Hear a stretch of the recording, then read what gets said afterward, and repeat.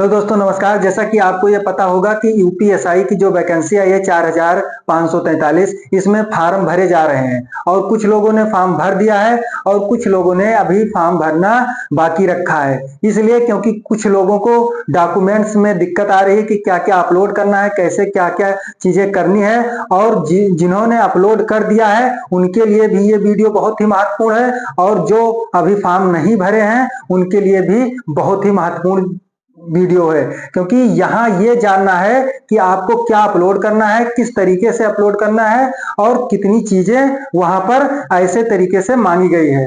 और अगर आप गलती किए हुए हैं तो उसको यहां से देखकर आप सुधार सकते हैं और क्या क्या डॉक्यूमेंट्स आप इकट्ठा करके इस फॉर्म को फिल करने के लिए आगे अभी डेट है उसमें आप फिल कर सकते हैं। तो यहां से ये बताएंगे और कुछ अपडेट जो है, अपडेट आया है उसके बारे में बताएंगे कि डॉक्यूमेंट्स के बारे में अपडेट 1-2 दिन पहले आई है, वो यहाँ पर बताएंगे कि अब डॉक्यूमेंट्स क्या क्या चीज वहां पर और कैसे तरीके से अपलोड करने के लिए आयोग ने बताया है। तो यहाँ पर आपको ये सबसे पहले यहाँ पर दिखाया जा रहा है कि यदि पहला पहला क्रमांक नंबर है कि यदि 10वीं और 12वीं का अंक तालिका एवं प्रमाण पत्र संबंधी अभिलेख पृथक पृथक नहीं है। तो यहाँ पर जो पृथक पृथक नहीं है, जैसे 2012 के पहले सर्टिफिकेट और अंक तालिका साथ में ही आता था, लेकिन अब क्या है कि प्रमाण पत्र और अंक तालिका साथ में ही दिया जाता है 11वीं और 12वीं का दोनों का। तो यहाँ पर यह चीज बताया गया है कि यदि अंक पत्र एवं प्रमाण पत्र अलग अलग हैं तो आवेदन पत्र, अंक तालिका एवं प्रमाण पत्र दोनों अपलोड करेंगे। अगर जो बच्चों के अलग अलग प्रमाण पत्र और अंक तालिका हैं वो अलग अलग, वहां पर फोल्डर भी अभी हम आपको दिखाएंगे कि किस फोल्डर में क्या करना है।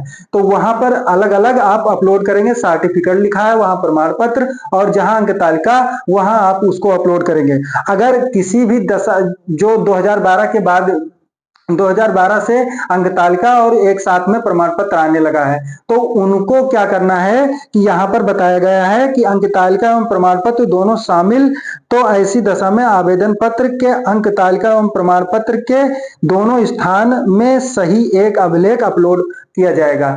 तो यहाँ पे दो ऑप्शन होता है, अंक तालिका का और उसमें सर्टिफिकेट का, उसमें दोनों आपको एक ही चीज अपलोड कर देना है। क्या एक ही चीज अपलोड कर देना है, क्योंकि वहां पर ये बिल्कुल इसमें साफ साफ लिखा हुआ इसमें बताया गया है। ठीक, फिर उसके बाद में स्नातक के लिए बहुत ही दिक्कत आ रही है सबके लिए।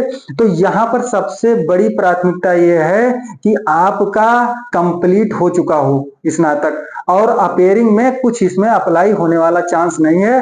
तो ये जो सोच रहे हैं अपेयरिंग वाला, वो आप यहाँ से छोड़ दीजिए कि अपेयरिंग में भी हम फॉर्म भर सकते हैं, अपेयरिंग का यहाँ कोई चांस नहीं है। तो सबसे बड़ी चीज है कि अंक तालिका अपलोड करना अनिवार्य है, ठीक है ये। फिर दूसरे में अगर आपके पास डिग्री नहीं है, अगर डिग्री है जिसके पास, उसको किसी भी चीज की, प्रोविजनल की या कोई भी और चीज की जरूरत नहीं है, अंक तालिका की और डिग्री की वहां पर सर्टिफिकेट जो नंबर है सब कुछ वहां पर अपलोड कर सकते हैं। अगर जिसके पास डिग्री नहीं है वो प्रोविजनल बनवा कर उसमें अपलोड कर सकते हैं, ठीक है। फिर ये बात हो गई। फिर उसके बाद में इतनी चीज यहाँ पर अपडेट होकर आई है। फिर आगे चलते हैं, आपको दिखाते हैं कि कहाँ आपको अपलोड करना है। यहाँ पर देखिए, आपको दिख रहा होगा कि कास्ट सर्टिफिकेट सबसे ज्यादा जरूरी है। जो सबसे पहले कास्ट सर्टिफिकेट जो कास्ट के हैं वो आपको वहां पर कास्ट सर्टिफिकेट अपलोड करना है। फिर डोमेसाइल मतलब निवास जो आपका है वो अपलोड करना है। फिर 10th स्टैंडर्ड इक्विवेलेंट सर्टिफिकेट, तो ये भी आपको अपलोड करना है। फिर उसके बाद में यहाँ पर मार्कशीट 10th की अपलोड करनी है। फिर 12th स्टैंडर्ड की यहाँ पर आपको सर्टिफिकेट भी अपलोड करना है और यहाँ पर उसका मार्कशीट भी अपलोड करना है। अगर आपके पास एक ही मार्कशीट है, उसमें दोनों चीज सर्टिफिकेट और मार्कशीट दोनों साथ में है, तो आप दोनों जगह वही दोनों अपलोड कर सकते हैं। फिर उसके बाद में बैचलर डिग्री में आपको प्रोविजनल के जगह प्रोविजनल, जहां पर सर्टिफिकेट और मार्कशीट की जगह मार्कशीट आपकी आ गई है, तभी आप फॉर्म अप्लाई कर सकते हैं, ठीक है। फिर यहाँ पर ये दिखा रहा होगा आपको पेंडिंग दिखा रहा है, तो इसमें आपको यहाँ पर अपलोड करें के ऑप्शन पर जाएंगे और आप अपलोड करते हुए यहाँ पर चले जाएंगे।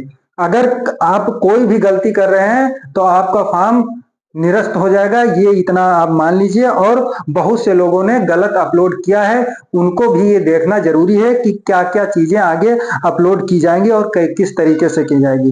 तो यहाँ पर इतनी चीजें हो गई कि यहाँ पर जो पेंडिंग पेंडिंग दिखा रहा है, इसमें आपको अपलोड करना है। अभी अपलोड हो जाएगा तो आपको किस तरीके से ऑप्शन दिखाएगा वो भी हम आपको दिखाएंगे कि किस तरीके से आपको ऑप्शन वहां पर दिखाता है।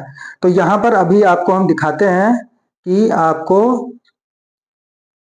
किस तरीके से, यहाँ आप देख सकते हैं कि यहाँ पर आपको सब ग्रीन ग्रीन दिख रहा है और आप यहाँ पर देख भी सकते हैं। आप अगर आप अपलोड कर चुके हैं, क्या चीज अपलोड किया क्या नहीं अपलोड किया, तो यहाँ आप देख भी सकते हैं। जो यहाँ पर देखे लिखा है, यहाँ पर आप देख सकते हैं कि हमने क्या क्या अपलोड किया है, क्या अभी बाकी रह गया है। इसलिए यहाँ पर आप देख सकते हैं कि कोई चीज यहाँ पर आपकी गलत तो नहीं अपलोड हो गई है। फिर उसके बाद में यहाँ ये जो सर्टिफिकेट का है, ये मामला जो था ये हमने बता दिया।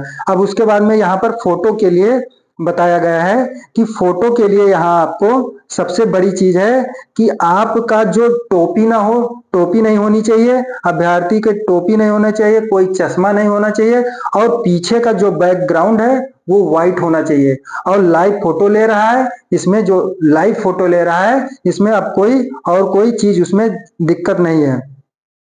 तो यहाँ पर ये चीजें आपको बताई गई हैं, साफ साफ यहाँ पर आपको दिख रहा है। और जो सिग्नेचर है वो आपको सिग्नेचर काली ब्लैक पेन से आपको करके अपलोड करनी होगी। और ये सब जो डॉक्यूमेंट हमने बताया है ये सब पीडीएफ फॉर्म में अपलोड होंगे, पीडीएफ फॉर्म में अपलोड होंगे। और ये जो पीडीएफ बनेगी वो 1 MB तक ही होनी चाहिए, 1 MB तक ही होनी चाहिए। और कोई ज्यादा डॉक्यूमेंट है तो उसकी पीडीएफ फॉर्म बना लीजिए और एक साथ अपलोड कर दीजिए। और ये वीडियो बहुत ही जरूरी है, क्योंकि आप एक बार फॉर्म भरने से पहले जरूर देख लें, क्योंकि ये देखना आपके लिए बहुत ही महत्वपूर्ण हो जाता है। इसलिए, और अभी तक आप लोगों ने इस चैनल को अभी तक सब्सक्राइब नहीं किया है तो चैनल को सब्सक्राइब कर लीजिए और बेल आइकन प्रेस कर लीजिए, जिससे आपको अच्छी अच्छी अपडेट और पढ़ाई लिखाई के बारे में आपको यहाँ पर इंफॉर्मेशन दी जाती रहेगी।